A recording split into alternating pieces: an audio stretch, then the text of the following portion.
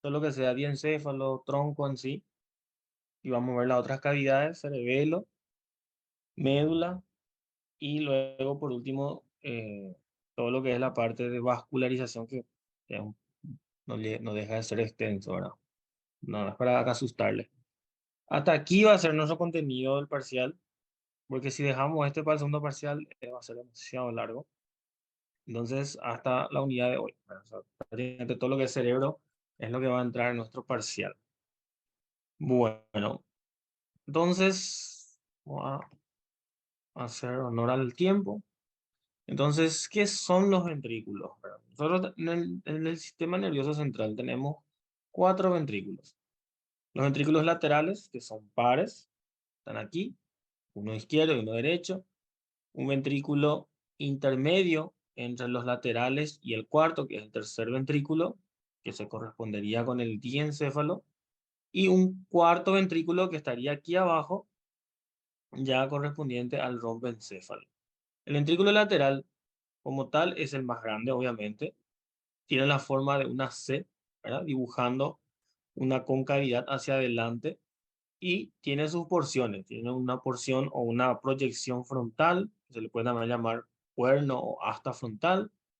Hacia atrás, una proyección al occipital, cuerno occipital, y una proyección hacia abajo que se llama proyección o asta temporal. Son tres proyecciones, anterior, posterior e inferior. ¿Ok? Tienen nombre según el lóbulo con el cual se relacionan. Tenemos un cuerpo del ventrículo, ¿ok? Y tenemos lo que conocemos como el atrio del ventrículo, que es donde se comunica el cuerpo con las prolongaciones posteriores y la prolongación inferior. Entonces, el ventrículo lateral, o cada ventrículo, porque acuérdense que son dos, la estructura par, tiene cinco partes, ¿ok?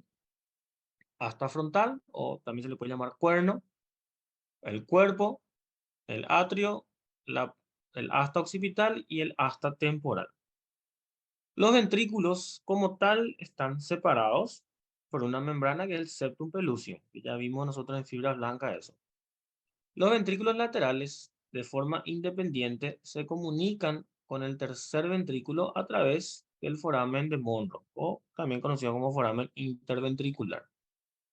El foramen de Monro lo que hace es permitir que el líquido cefalorraquídeo que se produce en los ventrículos laterales circule hacia el tercer ventrículo y luego desde el tercer ventrículo circule hasta el cuarto ventrículo mediante el acueducto de Cilio o el acueducto mesencefálico.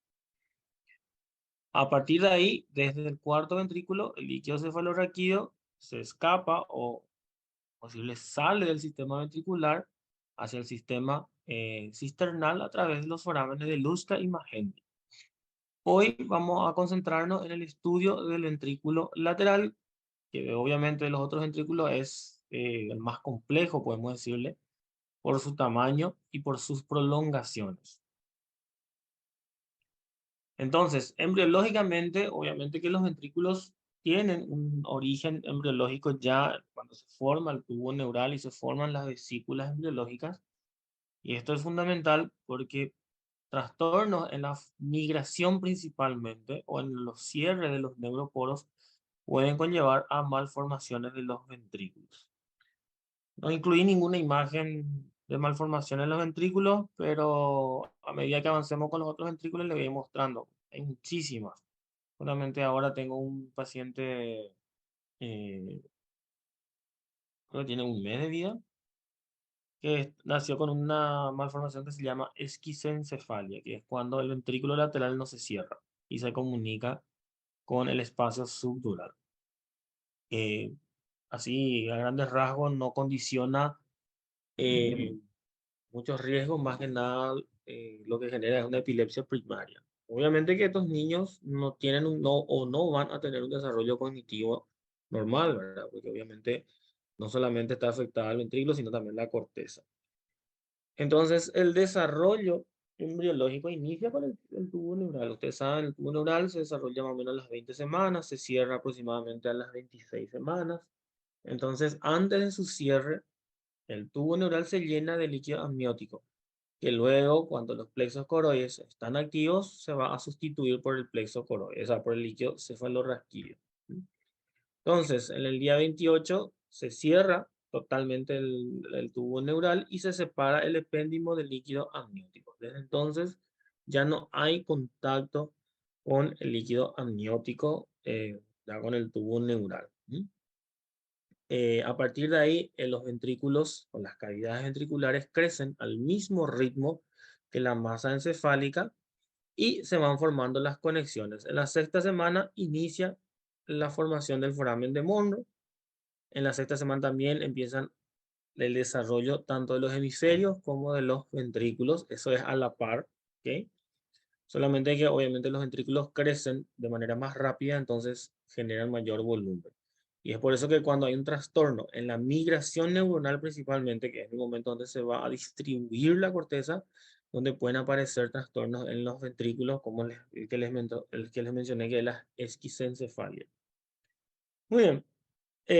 A medida que va creciendo, el ventrículo lateral va adoptando la forma de la letra C. ¿Por qué? Porque se va encurvando alrededor del tálamo. ¿Ok? El tálamo es la estructura que hace con que el ventrículo adopte esa forma. Entonces, entre las semanas 7 y 8 se van formando las prolongaciones. Las prolongaciones más importantes son la frontal y la temporal. La occipital incluso puede a veces no estar presente. O sea, eso, si yo no tengo cuerno occipital, no es una malformación. De hecho, que el cuerno occipital es muy chiquitito. Prácticamente es todo atrio lo que vemos. Incluso no hay un límite neto luego entre lo que es cuerno occipital y el atrio. ¿Por qué? Porque como es muy chiquito el cuerno occipital, entonces no se traduce como una estructura así muy llamativa. A partir de ahí empiezan a aumentar de tamaño los plexos coroides y más o menos la semana 9, que sería donde termina prácticamente todo el desarrollo del sistema ventricular, empieza la producción de LCR ya por los plexos coroides y obviamente ese líquido amniótico que estaba adentro se termina filtrando y a partir de ahí ya es líquido cefalorraquídeo. Entonces, a las 9 semanas ya está toda formada el sistema ventricular. Eso significa que a los 2 meses de gestación todo el sistema ventricular ya debería estar formado normalmente. Entonces aquí tenemos un recuerdo de los orígenes de cada cavidad. Ustedes recuerdan que cada vesícula embriológica tenía origen, una estructura nerviosa y una cavidad. Por ejemplo, el telencéfalo va a dar origen a lo que es los ventrículos laterales. Parece que el telencéfalo también da origen a los hemisferios, cada hemisferio con su ventrículo lateral. Así también el foramen de Monro de cada ventrículo es también proveniente del telencéfalo. El tercer ventrículo viene del diencéfalo, que son de caso los núcleos basales, porque el tercer ventrículo se ubica justamente entre ambos tálamos. Del mesencéfalo provendrá lo que es el acueducto de Silvio, por eso también se le llama acueducto mesencefálico, son sinónimos. Y el cuarto ventrículo, en general, obviamente proviene del romboencéfalo, pero cuando estudiemos mejor la fosa posterior, cada parte de los ventrículos, porque el cuarto ventrículo podemos dividir en dos porciones, una porción superior y una porción inferior. Cada uno otra vez va a tener orígenes diferentes, ¿verdad? Uno, el superior del metencéfalo y el inferior del mielencéfalo. Pero en general, ambos, ¿verdad? Son del romboencéfalo al final de cuentas. Entonces, estas son preguntas de examen, obviamente, ¿verdad? De qué vesícula proviene cada cavidad. Entonces, volviendo a repasar, antes de entrar a detallar todas las partes de los ventrículos, entonces tenemos el ventrículo lateral, aquí estaría el tálamo, en este espacio, ¿ok? Por eso que vemos el tercer ventrículo, porque el tercer ventrículo, sus límites son el tálamo. Entonces, el ventrículo lateral se forma alrededor del tálamo, normalmente la forma una C y una pequeña colita que sería la prolongación occipital. Acuérdense que esta prolongación es pequeña, no es tan grande como muestra aquí, y a veces puede no incluso diferenciarse una prolongación occipital como tal. Tenemos entonces una prolongación temporal, ¿verdad? El atrio, que es el punto donde van a converger el cuerpo, el asta temporal y el asta occipital. El cuerpo en sí, que es todo esto, que se encuentra relacionado directamente con el trígono cerebral o con el fornix. El cuerpo y el límite entre el asta frontal y el cuerpo es el foramen de Monro. ¿Ok? Justamente aquí vemos el foramen de Monro, ese es mi límite. Todo lo que esté por delante es cuerno frontal y todo lo que esté por detrás ya va a ser cuerpo del ventrículo lateral. Entonces, mi límite aquí es el foramen de Monro. Hacia atrás, ¿cuál va a ser mi límite para hablar de atrio y cuerpo? Va a ser el pulvinar del tálamo. Recuerden que es la porción posterior del tálamo. ¿Ok? Entonces, ahí tenemos los límites eh, justamente de las porciones más importantes, ¿verdad? Vamos a ir viendo cada uno. Muy bien. Y luego, obviamente, el Monro comunica con el tercer ventrículo. Acuérdense que el tercer ventrículo es una cavidad única. ¿Ok? No, ahí hablamos de par, es una sola. Y el tercer ventrículo se comunica con el cuarto ventrículo a través del acueducto de Silvio. ¿Ok? Y el cuarto ventrículo, obviamente, se comunica con el sistema cisternal a través de los forámenes de Luschka, que son los forámenes laterales, y Magendie, que es el foramen central. Una mnemotecnia es Luschka, L de lateral, Magendie, M de medial. Entonces así ya van a recordar las disposiciones. Y obviamente que el cuarto ventrículo hacia abajo también se continúa con el conducto central o conducto ependimario, que también tiene líquido cefalorraquídeo.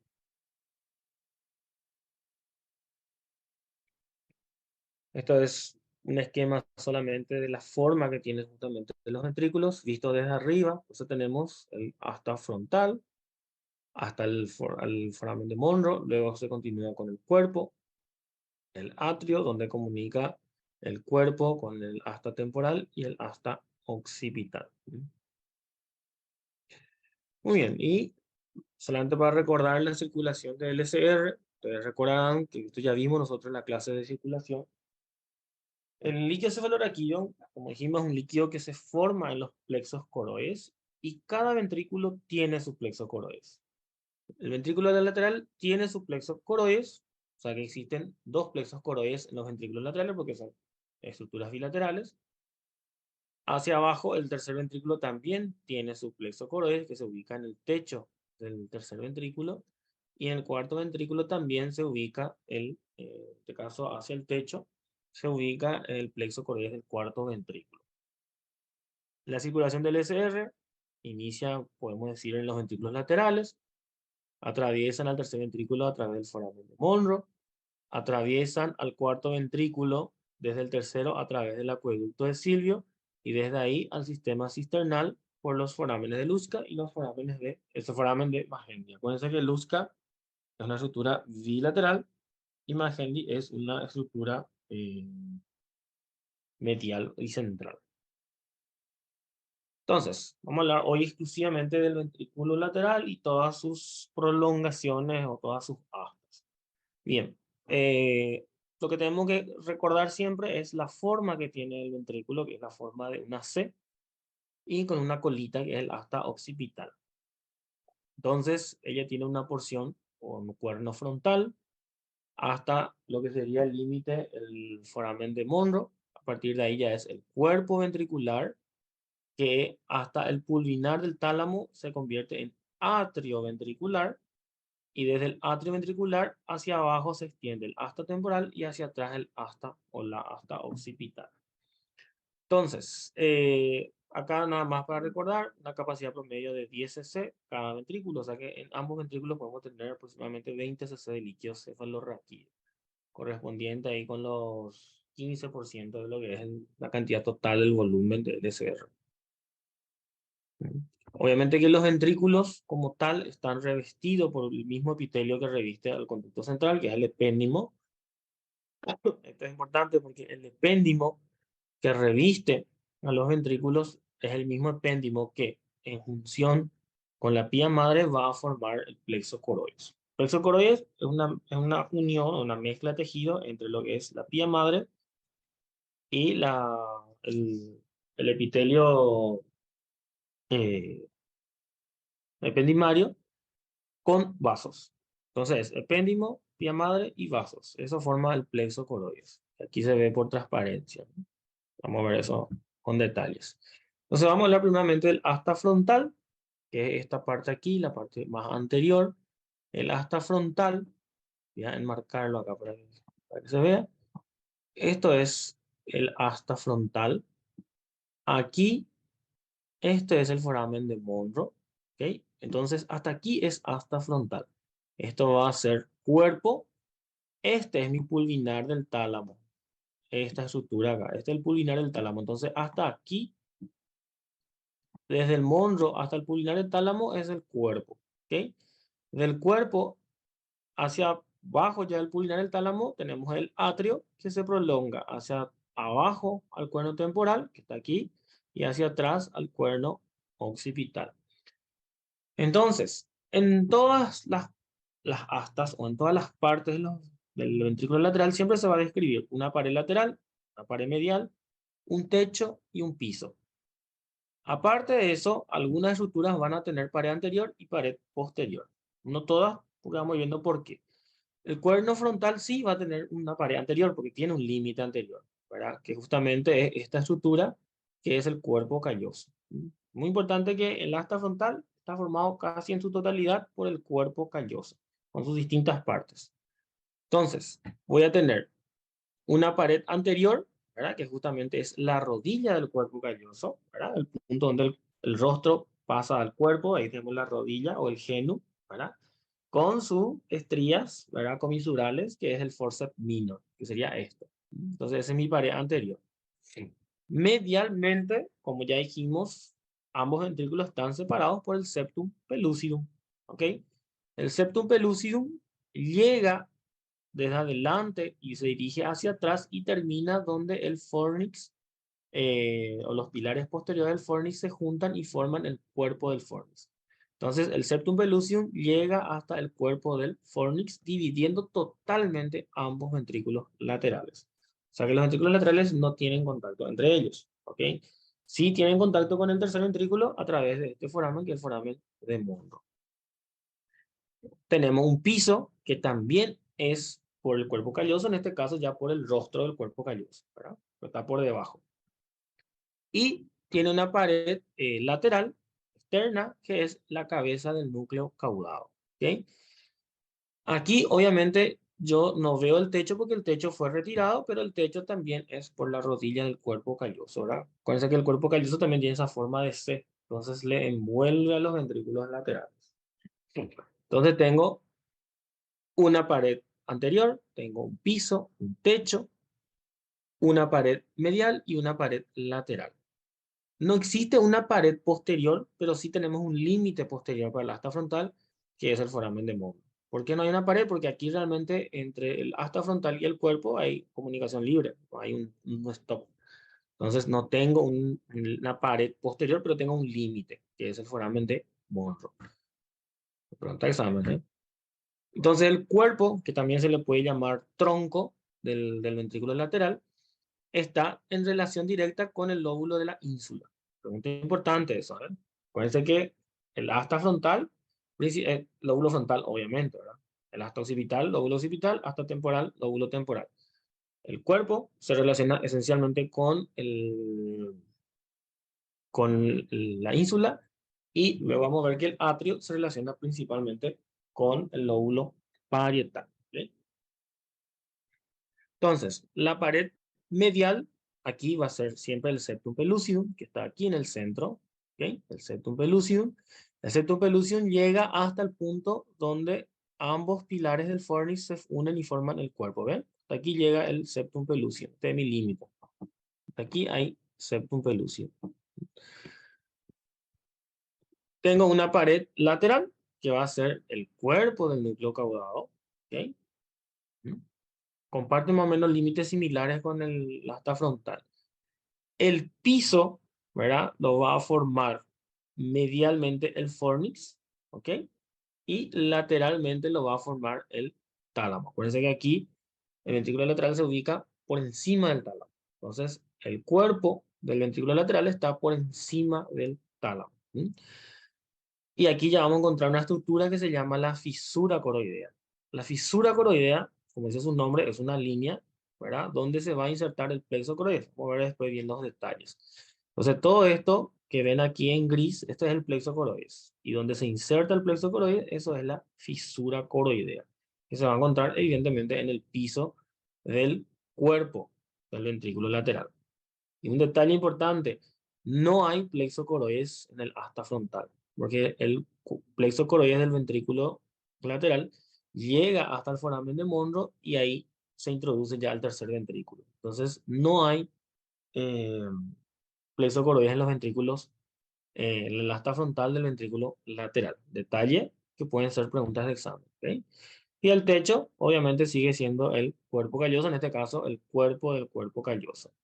Tampoco no hay una pared anterior y no hay una pared posterior, porque hacia adelante el cuerpo del ventrículo se continúa directamente con el asta frontal. Aquí ustedes pueden ver, está libre, y hacia atrás con el atrio. Ahora, yo tengo límites del cuerpo. Su límite anterior va a ser Monro y su límite posterior va a ser el... ¿Qué estructura va a ser el límite posterior del cuerpo? Recién no me dije. Anaísto, díselo. Pulvinar del tálamo. La diapositiva dice todo. Hasta el pulvinar del tálamo, que es esta estructura que está aquí, ¿verdad? Que es la parte más posterior del tálamo. Entonces, el cuerpo no tiene pared anterior ni pared posterior, pero tiene límites. Un límite anterior, Monro, y un límite posterior, pulvinar del tálamo. El atrio, que sería esto que está aquí, ¿verdad?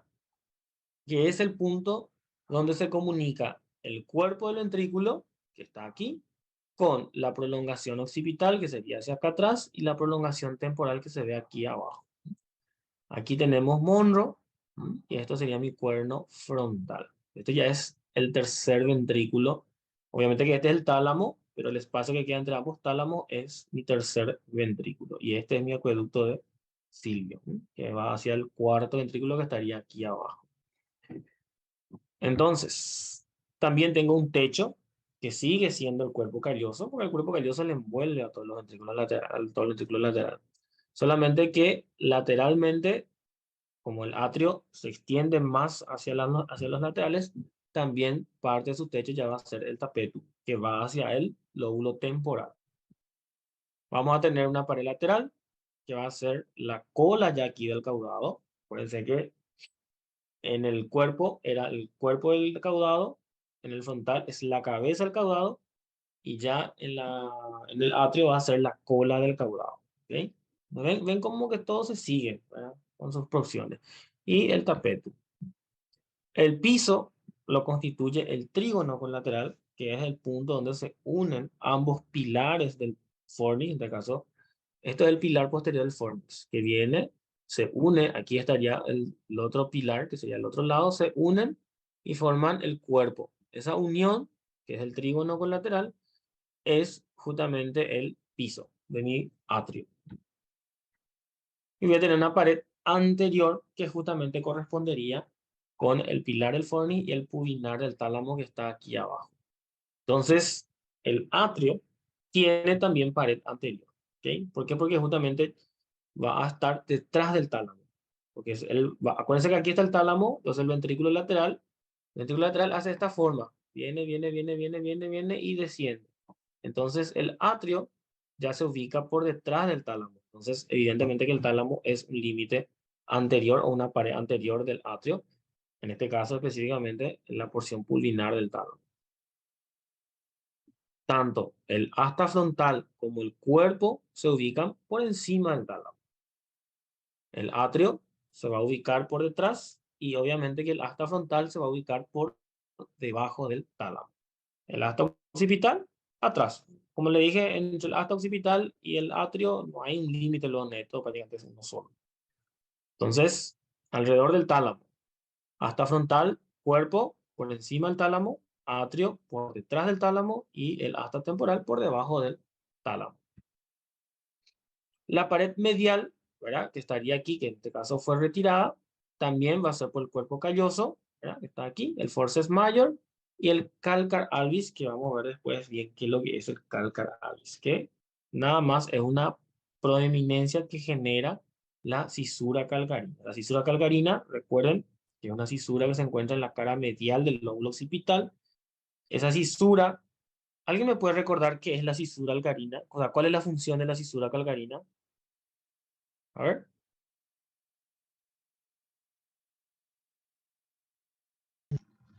Para la corteza visual primaria. Muy bien, la corteza visual primero.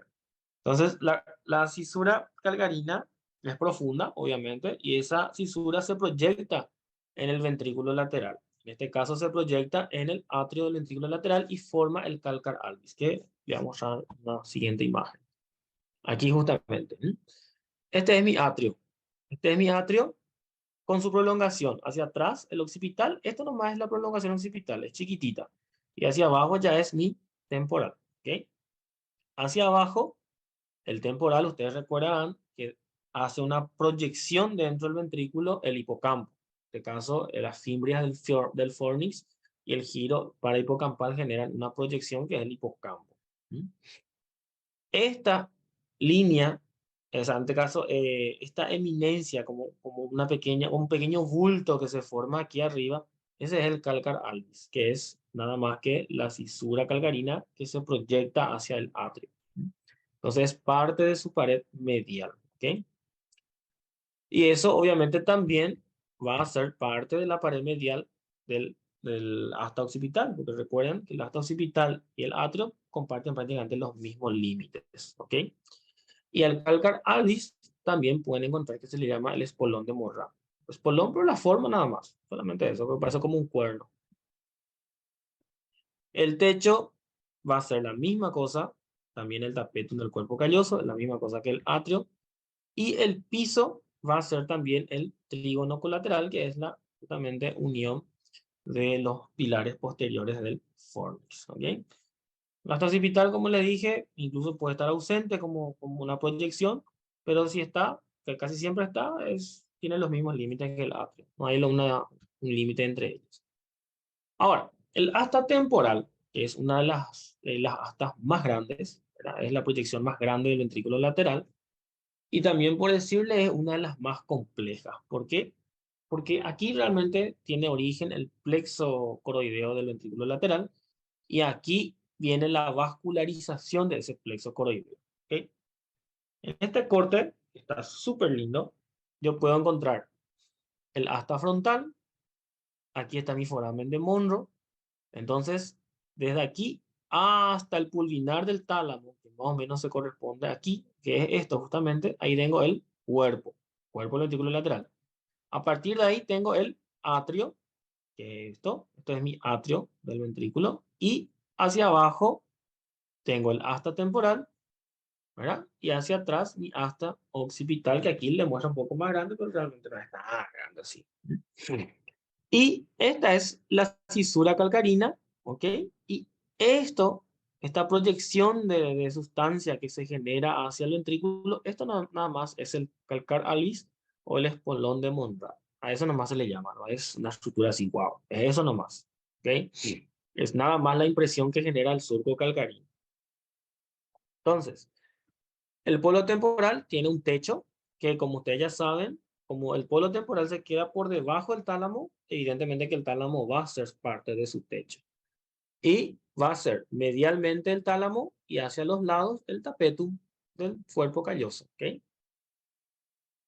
La pared lateral en sí va a ser el tapetum, ¿sí? Que va a estar aquí a los lados, envolviendo todo la porción hasta el temporal.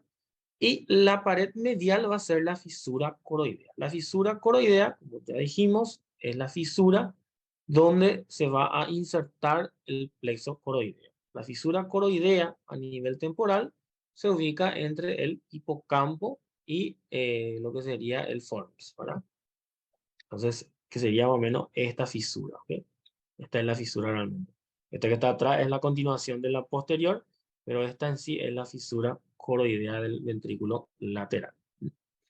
Y esto que ven aquí adentro, esto es la fimbria del fornix, ¿ok? La fimbria del fornix, ¿verdad? Que va a formar una proyección justamente hacia el ventrículo lateral, ¿ok? Esto es un corte directamente en el ventrículo lateral, porción del temporal. Aquí atrás sería mi occipital. Esta es la cisura calcarina y ven cómo esta cisura hace una proyección, o sea, empuja la sustancia blanca hacia el ventrículo y a esto le llamamos el calcar albis o el espolón de Monrad. ¿Ok? Desde abajo también hay una eminencia que es la eminencia colateral, que es una eminencia que hace el surco colateral, que es de la cara basal del temporal, ¿verdad? Es la misma cosa. Así como el calcar albis genera una eminencia dentro del ventrículo, dentro del atrio en este caso, el surco colateral de la cara basal del temporal también va a generar una eminencia o una proyección hacia el piso, en este caso del asta temporal, que se llama la eminencia colateral. Entonces, el piso, ¿verdad? Que es todo esto, es una parte por la fimbria del fornix, que es esto, y por la eminencia colateral. Entre ellos queda la fisura coroidea. Esta es la fisura coroidea. ¿Ok? Aquí no hay plexo coroideo, pero aquí debería estar el plexo coroideo inserto en esta fisura. Y a la eminencia colateral o a la eminencia que genera el hipocampo realmente es lo que se le llama el asta de Amón. ¿Ok? A esto se le llama el asta de Amón, similar a como el calcar ágil le llaman el espolón de Amon-Ra. Tienen nombres, son epónimos nada más, pero te tienen que entender que solamente son proyecciones de fisuras o de fisuras, ¿verdad? Entonces, la fisura calcarina genera una proyección que se llama calcar albis y la fisura colateral genera una proyección que se llama eminencia colateral. Al calcar albis se le llama espolón de Monrad y a la eminencia colateral se le puede también llamar asta de Amon. Y la línea que queda entre la eminencia colateral y la fimbria, a eso se le llama la fisura coroidea del asta temporal, que es donde se va a insertar mi plexo coroideo. ¿Ok? Y hacia abajo, bien aquí hacia abajo, hacia la punta del uncus, que aquí ya va a estar el uncus, ahí vamos a tener el origen de ese plexo coroideo y ahí también ingresa la arteria coroidea que va a vascularizar al plexo coroideo. Y a ese punto se le llama el punto coroideo inferior. Y hacia adelante, el asta temporal llega hasta el núcleo amigdalino, que es parte del fornix, ¿verdad? Bien, entonces ahí tenemos todas las porciones y las proyecciones de los ventrículos, ¿verdad? Vimos el asta frontal, cuerpo, atrio, asta occipital, que no tiene tantos detalles, y el temporal, que es el que tiene un poco más de detalles porque tiene muchas eminencias que se proyectan en su interior, ¿verdad? El foramen de Monro es el foramen, también se le puede llamar foramen interventricular, es el foramen que, aparte de comunicar el ventrículo lateral con el tercer ventrículo, también es un límite entre el asta frontal y el cuerpo del ventrículo. Como pueden ver, perdón, aquí está el plexo coroideo que llega hasta el foramen de Monro. A partir de ahí ingresa en el foramen de Monro y se continúa como el plexo braquial del tercer ventrículo que se ubica en el techo del tercer ventrículo. Eso hace con que no haya plexo coroideo en el asta frontal. Y el foramen de Monro tiene límites, para que hay que conocer bien. Tiene bordes. Un borde anterior, que es el pilar anterior del fornix, que está aquí. Un borde posterior, que va a ser el plexo coroideo, que va a descender hacia el tercer ventrículo. Un borde medial, que está aquí hacia adentro, que va a seguir siendo el pilar del fornix. Y una pared lateral, que va a ser el tálamo. ¿Ok? Entonces, esencialmente, el foramen de Monro está formado por el pilar del fornix y por el tálamo. ¿Okay? Esas son las estructuras que principalmente forman al foramen de Monro. Acá tengo una imagen hermosa. Este es el foramen de Monro visto desde arriba, que es un corte axial, ¿verdad? Se quitó el techo del ventrículo lateral y tengo hasta frontal, aquí adelante, foramen de Monro, y a partir de ahí vamos a tener el cuerpo. ¿Okay? Este es mi límite. Entonces, el foramen de Monro es mi límite. Hacia adelante es cuerno frontal y hacia atrás es cuerpo. Aquí, como ven, el plexo coroideo llega hasta el foramen de Monro y a partir de ahí ingresa al tercer ventrículo y no llega al ventrículo lateral. Entonces, Tengo aquí el pilar anterior del fornix que va a formar la pared anterior de mi monro, ¿verdad? Y la pared medial también. Lateralmente vamos a tener al tálamo, ¿ok? Entre el tálamo y el fornix, más o menos sería en esta parte, voy a tener una estructura que es la rodilla de la cápsula interna, ¿ok?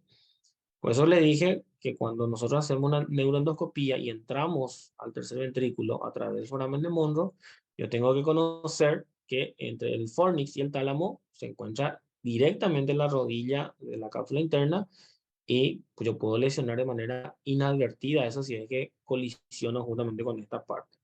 Y la pared o el borde posterior va a ser el plexo coroideo, que normalmente está en relación con dos venas muy importantes como referencia, que es la vena septal y la vena tálamo estriada, ¿ok? Que corre justamente en el surco tálamo estriado, entre el tálamo y el cuerpo estriado. Acuérdense que, como les dije, en el cerebro, las venas son tan importantes como las arterias. ¿Por qué? Porque si yo lesiono esta vena, yo puedo infartar la parte que ella se encargaba de drenar. Existe lo que conocemos como infarto venoso. Y esto, que ven aquí en el centro, este es el septum pellucidum, ¿verdad? Dividiendo totalmente ambos ventrículos. Ven cómo los ventrículos no tienen comunicación entre ellos, ¿ok? Pero sí con el tercer ventrículo a través del mundo. La rodilla de la cápsula interna. Rodilla, cápsula interna. Pregunta de examen. Bien.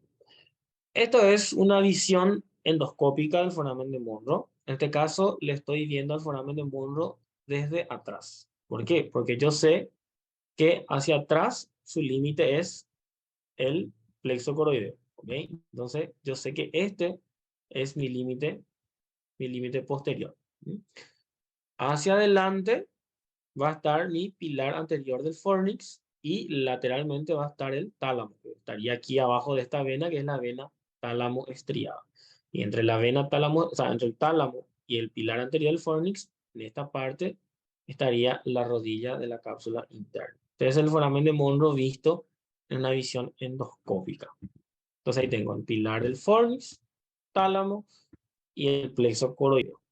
Esto ya es visto desde atrás. Acuérdense que el plexo coroideo es mi límite posterior. Entonces, una revisión general de todo lo que vimos. Tengo mi ventrículo lateral que tiene hasta frontal, que llega hasta el foramen de Monro que está aquí. Entonces, hasta aquí es hasta frontal. A partir de ahí es cuerpo. ¿Y hasta dónde es cuerpo? A ver, ¿alguien recuerda hasta dónde es cuerpo? ¿Cuál es el límite Culminar en el posterior del tálamo. cuerpo? ¿Cómo? Culminar el tálamo. Excelente, que está aquí. Entonces, aquí trazo un plano. Esto es cuerno frontal, cuerpo, y aquí abajo ya va a estar mi atrio, ¿verdad? Que va a estar más hacia abajo. Muy bien, culminar el tálamo. Excelente. Excelente, excelente, excelente, excelente. Bien, vamos a continuar. Este es un corte coronal. Aquí tengo mi ventrículo lateral, tengo el tálamo, aquí tengo el asta temporal.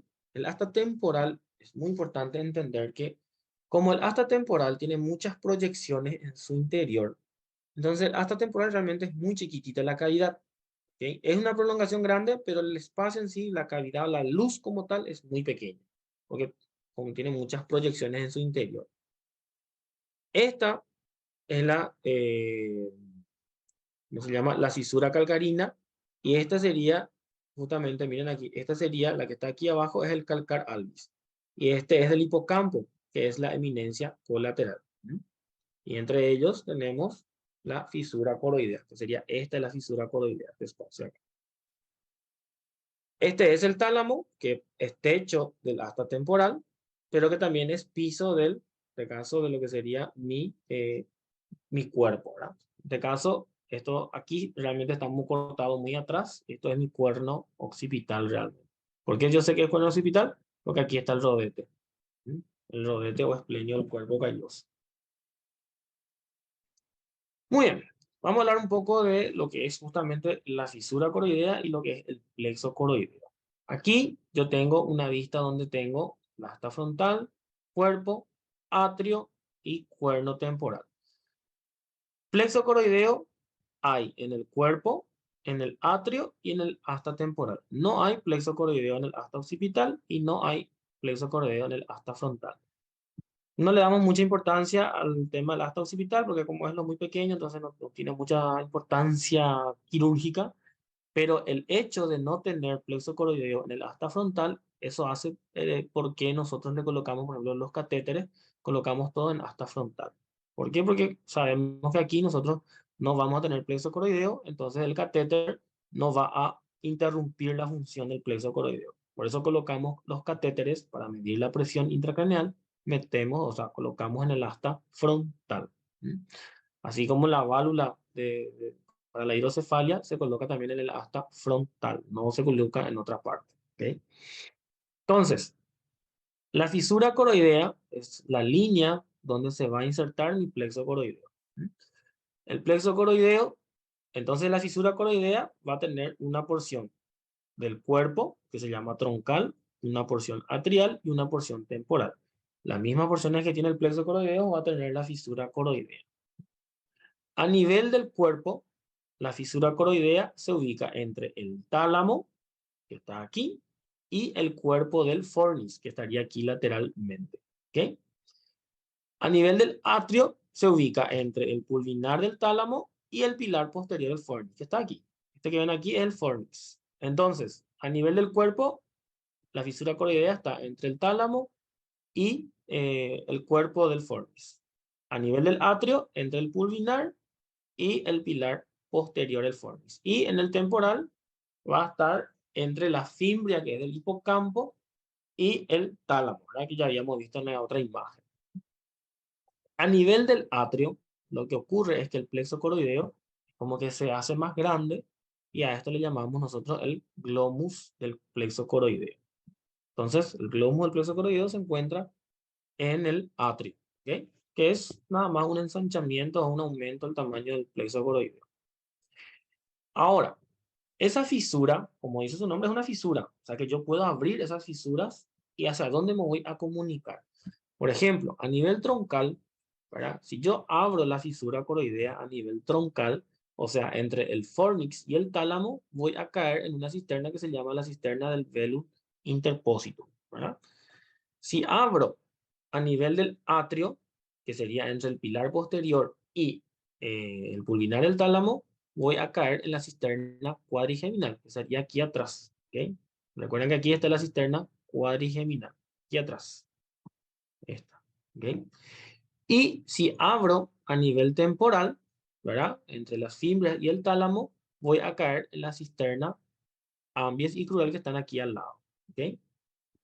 Aquí justamente está el atrio. Entonces, si yo abro la fisura coroidea del atrio, que estaría aquí justamente entre el fornix y el tálamo, al abrir voy a caer en la cisterna cuadrigeminal. ¿Mm? Aquí en temporal, porque esto continúa, esta es la fisura coroidea temporal. Esto es un cerebro visto desde abajo, para que ustedes entiendan el corte, ¿verdad? Aquí se cortó parte del temporal, pero esto es visto desde abajo. Entonces, la fisura coroidea a nivel del atrio, si yo abro la fisura coroidea, voy a caer en la cisterna cuadrigeminal que está aquí. Si abro la fisura coroidea a nivel del temporal, que es más o menos este punto, voy a caer en esta cisterna, que es la cisterna ambiens y la cisterna crural, o sea, crural y ambiens, ¿verdad?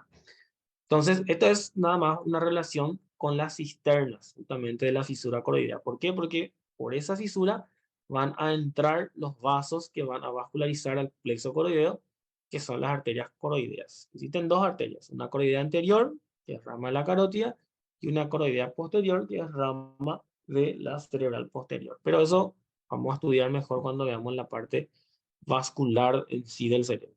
¿Ok? No les voy a confundir todavía con eso. El objetivo de la clase es que conozcan todos los límites de las distintas porciones del ventrículo lateral. ¿Quedó claro esto? ¿Verdad? Entonces, la fisura coroidea es una línea que se forma dentro del ventrículo lateral donde se va a insertar el plexo coroideo. Como es una fisura, una línea, ¿verdad? Significa que tiene estructuras que forman esa fisura. ¿verdad? Como dijimos, en la porción troncal, que va a estar más arriba, el cuerpo se forma entre el tálamo y el cuerpo del fornix. En el atrio, que está aquí, justamente aquí atrás, este es el atrio. ¿Mm? En el atrio está formado por el pilar posterior del fornix y el pulvinar del tálamo. Y más hacia abajo, ya en el temporal, va a estar formado por la fibra del hipocampo y el tálamo. ¿Ok? Entonces, esa fisura, esa línea, es donde se va a insertar el plexo coroideo. Y esa fisura se relaciona con cisternas hacia afuera. ¿Ya? Por ejemplo, en la porción troncal, la fisura coroidea se relaciona con la cisterna del velum interpósito. A nivel atrial, se va a comunicar o va a tener relación con la cisterna cuadrigeminal y a nivel temporal con la cisterna crural y la cisterna ambiens. Crural aquí adelante, ambiens aquí lateral. ¿Quedó claro? ¿Alguna duda con respecto a esto? No, Sé que... doctor, entendió todo. Ok, ok, genial. Súper. Bien, aquí vemos al plexo coroideo de los ventrículos laterales. Entonces, como ya dijimos, el plexo coroideo está formado por la unión de dos tejidos, epéndimo y pía madre, ¿ok?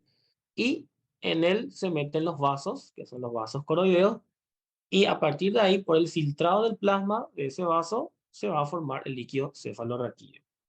El plexo coroideo del ventrículo lateral se inicia en el plexo, en el asta temporal, ¿verdad? En la fisura coroidea del asta temporal, que viene aquí.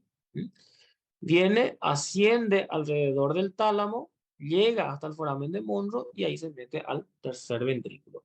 Eso hace con que no haya, que no tengamos justamente plexo coroideo en el asta occipital, ni tengamos plexo coroideo en el asta temporal. Pregunto, esta eminencia, ¿cómo se llama esta eminencia que está acá? Esta pancita acá. ¿Qué está? Calcaris. Muy bien, porque está formado por la cisura calcarina que está aquí. Excelente, muy bien. Y esta eminencia que está aquí abajo, todo esto, toda esta es una eminencia, ¿ven? Una proyección. ¿Cuál sería esa? Eminencia colateral. Muy bien, que es del surco colateral. Hasta de Amón, espolón de Amon-Ra. Son lo mismo, ¿ok? Calcar avis, Monrad, eminencia colateral, Amón. ¿Ok? Esto es porque el asta realmente porque tiene la forma de un cuerno. Bueno, en teoría así le dicen los libros. ¿Y este qué es? Lo que está aquí.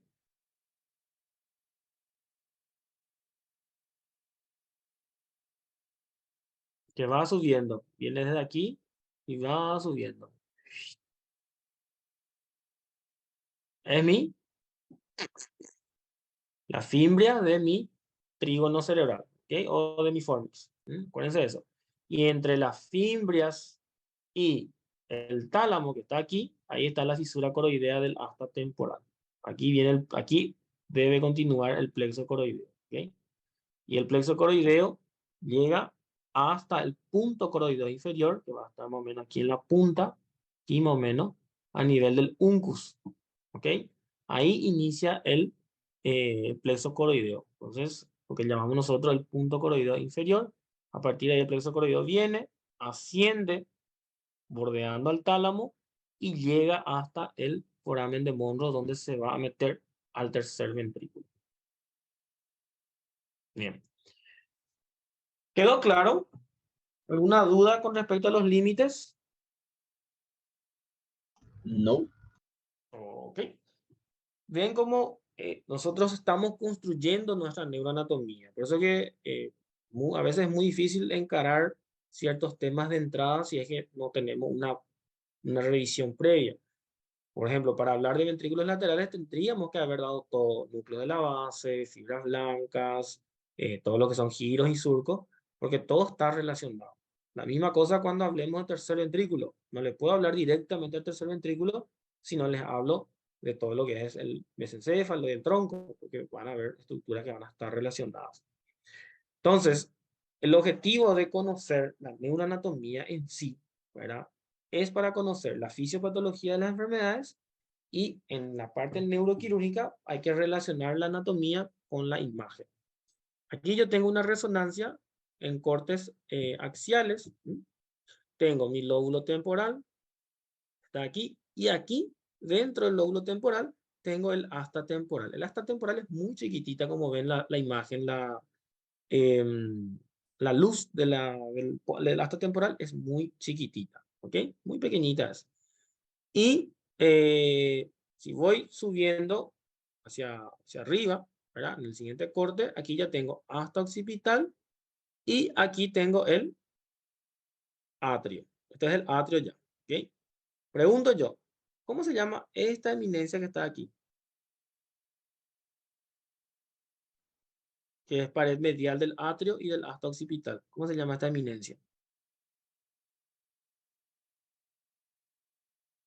Mira qué lindo se ve en esta resonancia. No, es el mismo que te dije, doctor. Ese, Calcar avis, muy bien, el sí, mismo. el Excelente, mismo. porque acuérdense que la cisura calcarina está aquí, en la cara medial del occipital. Excelente. Bien, bien, bien. Eso. Esta es una estructura muy difícil de distinguir en una resonancia, ¿eh? Cuesta, porque hay que saber anatomía. Excelente. Y aquí están los núcleos de la base. Aquí están lo que serían los núcleos del tálamo y entre ellos el tercer ventrículo. Aquí voy subiendo, sigo teniendo el atrio, ¿verdad? Sigo teniendo aquí mi calcar adis. Aquí no llego a ver mi eminencia colateral porque eso tendría que ver en un corte, eh, ¿cómo se le dice? En un corte coronal. Miren aquí adentro del atrio. ¿Ven cómo hay una pequeña estructura dentro del atrio? ¿Qué creen que es eso? Que ocupa la luz del atrio. ¿Qué creen que va a ser? Normal, esto es normal, obviamente. Estamos hablando de una patología.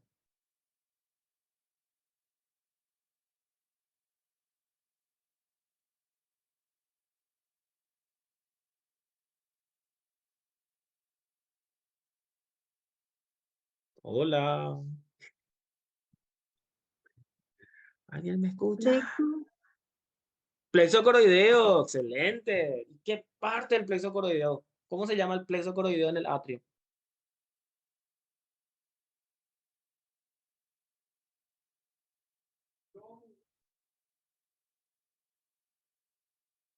Bueno, pero no era acá al lado nomás. Sí, está bien. Es el glomus. El glomus. ¿Se acuerdan del glomus del plexo coroideo? Y este es el glomus.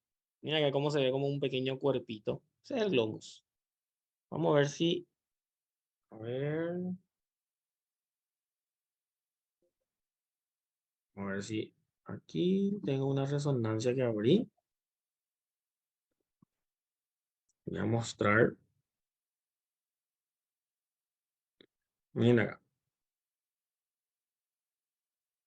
Este es una resonancia, un corte coronal. Este es el asta temporal. Y chiquitito, ¿eh? No es grande el asta temporal, como les dije. ¿Eh? Chiquitito es el asta temporal. Y esto, vamos a ver si se ve mejor.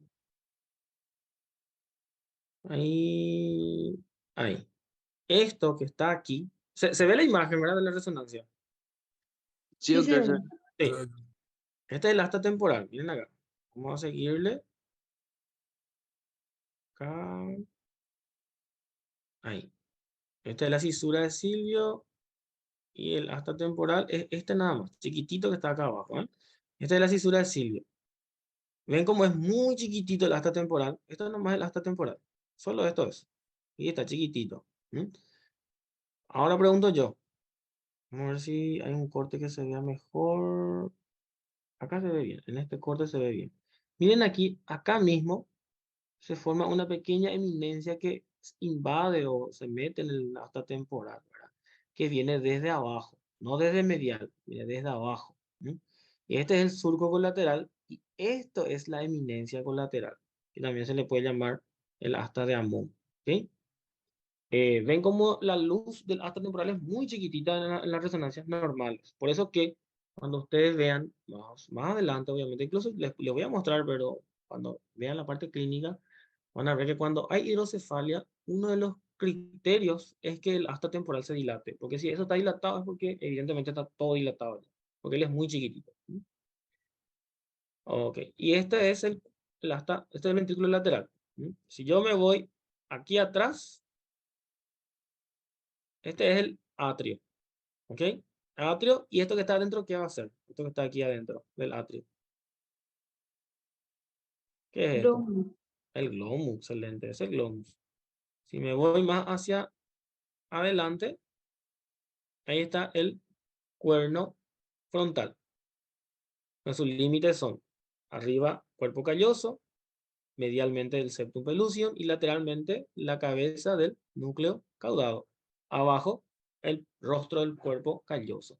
Ven cómo todo se relaciona, la imagen de la resonancia con la anatomía. Eso es anatomía radiológica, eso es objetivo de la clase. ¿Okay? Ustedes, yo sé que el objetivo, yo no les voy a cobrar radiología en el examen, pero es una manera que ustedes vayan asociando ambas cosas, ¿verdad? Imagen tiene mucha relación con imagen, con anatomía. Y un poco de la aplicación. Bueno, los ventrículos como tal, la patología que más van a escuchar de los ventrículos es la hidrocefalia, que es la dilatación de los ventrículos por el aumento del volumen del líquido cefalorraquídeo dentro de ellos. Que puede ser porque hay una obstrucción, por ejemplo, una obstrucción a nivel del Monro y se acumula el líquido cefalorraquídeo a nivel de los ventrículos laterales, o hay una obstrucción en el silvio, entonces se acumula el líquido cefalorraquídeo en el tercer ventrículo y en los ventrículos laterales, porque obviamente no pasa al cuarto ventrículo, ¿verdad? Entonces, cuando yo tengo un paciente, para que comparen nomás esta resonancia con las anteriores, aquí tengo unos ventrículos gigantescos, hasta occipital enorme, hasta frontal gigantesco. A eso le llamamos nosotros ventrículo megalia o dilatación de los ventrículos. Para que yo pueda decir con seguridad de que hay dilatación de los ventrículos, que eso significa hidrocefalia, existe un índice radiológico que se llama el índice de Evans, ¿verdad? ¿Qué es lo que yo hago? Voy a medir la distancia entre ambos cuernos frontales del ventrículo lateral y esa distancia, ¿verdad? Voy a dividir con la distancia entre ambos lóbulos parietales. Entonces trazo una línea entre ambos parietales y una línea entre ambos cuernos frontales. Divido, o sea, hago un índice, ¿verdad? Justamente entre la distancia de ambos frontales dividido la distancia entre ambos parietales. El coeficiente que resulte de esa división normal tiene que ser menor a 0,3. De 0,3 para arriba ya hablamos de ventrículos dilatados, que es lo mismo, o directamente lo que es la hidrocefalia. Entonces, el índice Evans es un índice anátomo-radiológico. ¿Okay?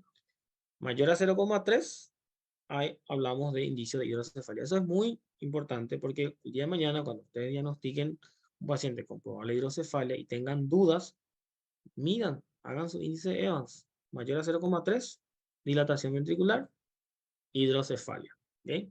Esto es algo que van a escuchar mucho cuando empiecen a ver clínica médica, ¿verdad? Principalmente. Y eso creo que es todo. Bueno, chicos, hasta aquí es nuestro contenido del primer parcial. Aquí nada más le comparto esta foto que fue un caso que operamos el lunes. Un paciente con una otitis de larga data.